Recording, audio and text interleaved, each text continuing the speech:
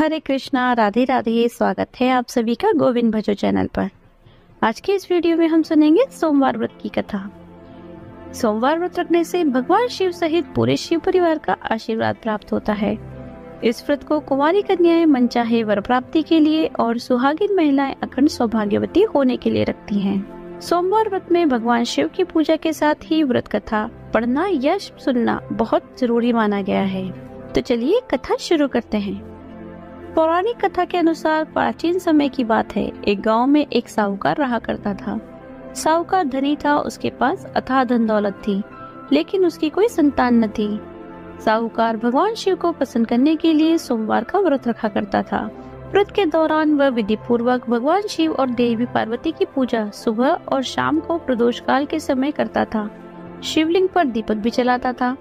साहूकार की भक्ति और पूजा अर्चना को देखकर एक दिन माता पार्वती ने भगवान शिव से कहा, हे प्रभु, यह साहूकार तो आपका परम भक्त है। हर सोमवार को विधि विधान से आपकी पूजा करता है। मुझे लगता है कि आपको इसकी मनोकामना अवश्य पूर्ण करनी चाहिए। तब भगवान शिव ने देवी पार्वती की बात सुनकर कहा, हे गौरी, यह संसार एक कर्म क्षेत्र है। जैसे एक किसान अपने खेत में बीज बोता है तो कुछ समय बाद उसे पेड़ मिलता है, ठीक उसी तरह इस संसार में आदमी जैसा भी कर्म करता है उसे फल भी वैसा ही मिलता है। लेकिन माता पार्वती ने भोले भंडारी से दोबारा आग्रह किया और कहा, हे नाथ, फिर भी आप इसकी मनोकामना पूर्ण कर दीजिए, क्योंकि ये आपका परम भक्त है। अगर आप भी अपने भक्तों की इच्छा पूर्ण नहीं करेंगे तो फिर भला भक्त आपकी पूजा आराधना क्यों करेंगे। माता पार्वती के इतना आग्रह करने पर भगवान शिव ने कहा, देवी, यह धनवान साहूकार है और इसका कोई भी पुत्र नहीं है, इसलिए यह सदैव चिंतित रहता है। हालांकि इसके भाग्य में कोई संतान का योग नहीं है, परंतु आपके आग्रह पर मैं इसे पुत्र प्राप्ति का वरदान देता हूँ। लेकिन इसका पुत्र केवल 12 साल तक ही जीवित रहेगा। मैं इससे ज्यादा कुछ नहीं कर सकता। फिर एक रात भगवान शिव ने साहूकार को स्वप्न में दर्शन दिए और कहा कि उसे जल्द ही पुत्र की प्राप्ति होगी, लेकिन उसका पुत्र दीर्घायु नहीं होगा, बल्कि केवल 12 वर्ष तक ही जीवित रह पाएगा। यह बात सुनकर साहूकार ना तो प्रसन्न हुआ और ना ही ज्यादा दुखी हुआ। स्वप्न में सब कुछ जानने के बाद भी साहूकार ने पूजा अर्चना जारी रखी और कुछ दिनों बाद साहूकार की पत्नी गर्भवती हो गई। उसने एक सुंदर बालक को जन्म दिया। बालक के जन्म से घर पर हर्षोल्लास का माहौल था, लेकिन साहूकार खुश नहीं था, क्योंकि उसे पता था उसके बालक का जीवन केवल 12 वर्ष तक का ही है और उसने किसी को भी ये बात नहीं बताई थी। जब वह बालक 11 वर्ष का हुआ तो साहूकार की पत्नी ने बालक के विवाह की बात साहूकार से कही, लेकिन साहूकार ने इस बात से इनकार कर दिया और उसे शिक्षा के लिए काशी भेज दिया। साहूकार ने बालक के मामा को बुलाया और उन्हें पैसे देकर बालक के साथ काशी जाने का आदेश दिया। साहूकार ने मामा भांजे से कहा कि वह काशी जाते समय रास्ते में यज्ञ कराते हुए ब्राह्मणों को भोजन कराते हुए जाएं। दोनों मामा भांजे ने ऐसा ही किया। काशी जाते समय जिस रास्ते से मामा भांजे गुजर रहे थे, वहाँ का राजा अपनी पुत्री का विवाह एक ऐसे राजकुमार से करवा रहा था जो काना था। उधर दूल्हे का पिता इस बात से चिंतित था कि अगर दुल्हन पक्ष को पता चल गया तो राजकुमारी विवाह के लिए मना कर देगी। इसलिए उसने जब साहूकार के पुत्र को देखा तो उसने सोचा कि मैं अपने बालक की जगह तोरण के समय इस बालक को बिठा दूंगा और दुल्हन पक्ष वालों को पता भी नहीं चलेगा। दूल्हे के पिता ने साहूकार के पुत्र को इस बात के लिए तैयार कर लिया और बालक तैयार भी हो गया। इस तरह उस बालक ने दूल्हे के कपड़े पहन लिए और घोड़ी पर चढ़कर तोरण की रस्म पूरी की। तोरण के बाद जब फेरों की बारी आई तो दूल्हे के पिता ने फिर साहूकार के पुत्र से अनुरोध किया कि वह दुल्हन के साथ फेरे भी ले ले ताकि विवाह संपन्न हो सके और यह बात छुपी रहे। मामा भी राजी हो गए। विवाह समारोह भी संपन्न हो गया।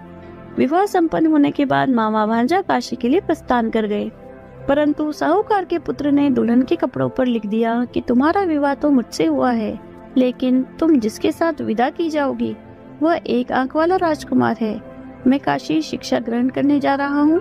जब राजकुमारी ने यह बात पढ़ी तो उसने राजकुमार के साथ जाने से इनकार कर दिया। अपने पिता से कहा, यह मेरा पति नहीं है, मेरे पति शिक्षा ग्रहण करने काशी गए हुए हैं। जब सब जगह यह बात फैल गई तो मजबूरी में दूल्हे के पिता ने सारी बात बता दी और दुल्हन के पिता ने फिर बेटी को भेजने से इनकार कर दिया।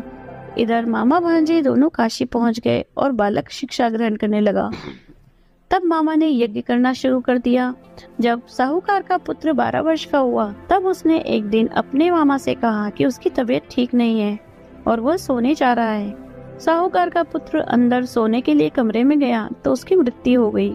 थोड़ी देर बाद जब मामा अंदर पहुंचे तो उन्होंने बालक को मृत अवस्था में देखा और बहुत दुखी हुए, परंतु वे रो नहीं सकते थे वरना उनका यज्ञ अधूरा रह जाता। इसलिए मामा वापस आकर यज्ञ करने लगे। यज्ञ पूरा करने के बाद, ब्राह्मणों को भोजन करवाने के बाद मामा अपने मृत भांजे को देखकर विलाप करने लगे। ठीक उसी समय उसी मार्ग से भगवान शिव और देवी पार्वती जा रहे थे।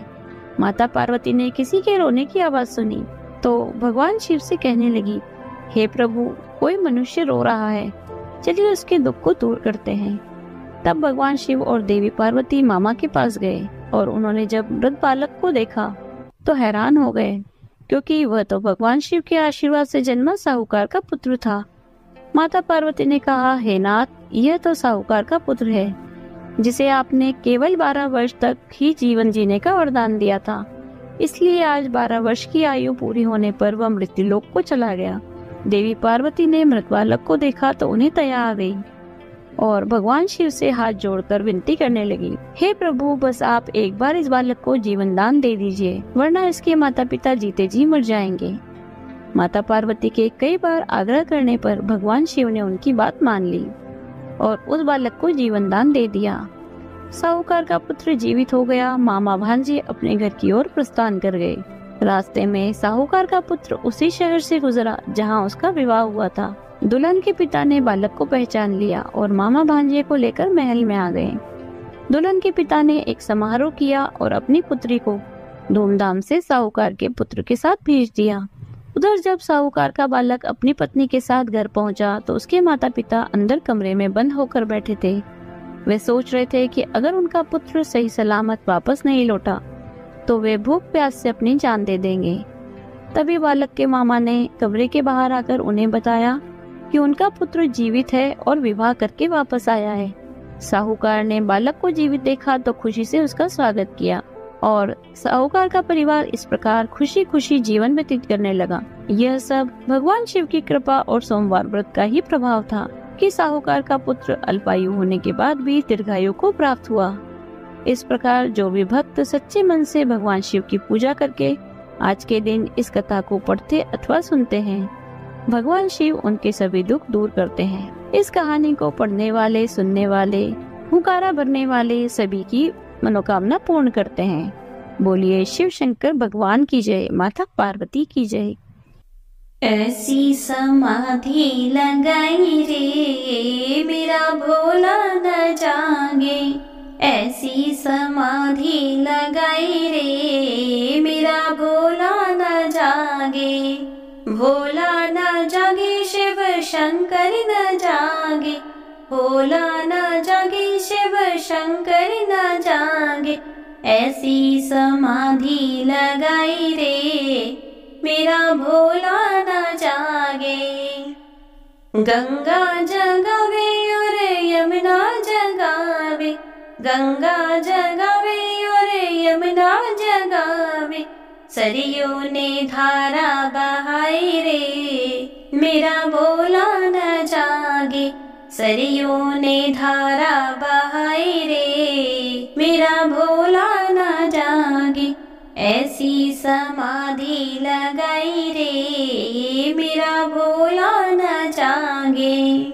चंदा जगावे और तारे जगावे, चंदा जगावे और तारे जगावे, सूरज ने किरणें फैलाई रे मेरा भोला न जागे, सूरज ने किरणें फैलाई रे मेरा भोला न जागे। भोला न जागे शिव शंकर न जागे, भोला न जागे शिव शंकर न जागे, ऐसी समाधि लगाई रे मेरा भोला न जागे। ब्रह्मा जगावे और विष्णु जगावे, ब्रह्मा जगावे और विष्णु जगावे, नारद ने वीणा बजाई रे, मेरा भोला न जागे। नारद ने वीणा बजाई रे, मेरा भोला न जागे। भोला न जागे शिव शंकर न जागे, भोला न जागे शिव शंकर न जागे। ऐसी समाधि लगाई रे, मेरा भोला न जागे। राम जगावे और लक्ष्मण जगावे, राम जगावे और लक्ष्मण जगावे। हनुमत ने चुटकी बजाई रे, मेरा भोला न जागे। हनुमत ने चुटकी बजाई रे, मेरा भोला न जागे। भोला न जागे शिव शंकर न जागे, भोला न जागे शिव शंकर न जागे। ऐसी समाधि लगाई रे, मेरा भोला न जागे। राधा जगावे और रुक्मणी जगावे, राधा जगावे और रुक्मणी जगावे। मोहन ने बंसी बजाई रे, मेरा भोला न जागे। मोहन ने बंसी बजाई रे, मेरा भोला न जागे। भोला न जागे शिव शंकर न जागे, भोला न जागे शिव शंकर न जागे। ऐसी समाधि लगाई रे, मेरा भोला न जागे। भक्त जगावे और संत जगावे, भक्त जगावे और संत जगावे। सखियों ने राम धुनी गाई रे, मेरा भोला न जागे। सखियों ने राम धुनी गाई रे, मेरा भोला न जागे। भोला न जागे शिव शंकर न जागे, भोला न जागे शिव शंकर न जागे। ऐसी समाधि लगाई रे, मेरा भोला न जागे। ऐसी समाधि लगाई रे, मेरा भोला न जागे। आज की वीडियो अगर आपको अच्छी लगी हो तो लाइक कीजिए, शेयर कीजिए। यदि आप चैनल पर नए हैं तो चैनल को सब्सक्राइब कर लीजिए। बेल आइकन को प्रेस कर दीजिए जिससे नई वीडियोस की नोटिफिकेशन आपको तुरंत मिल जाए। मिलते हैं ऐसे ही अगले वीडियो में। हरे कृष्णा, राधे राधे।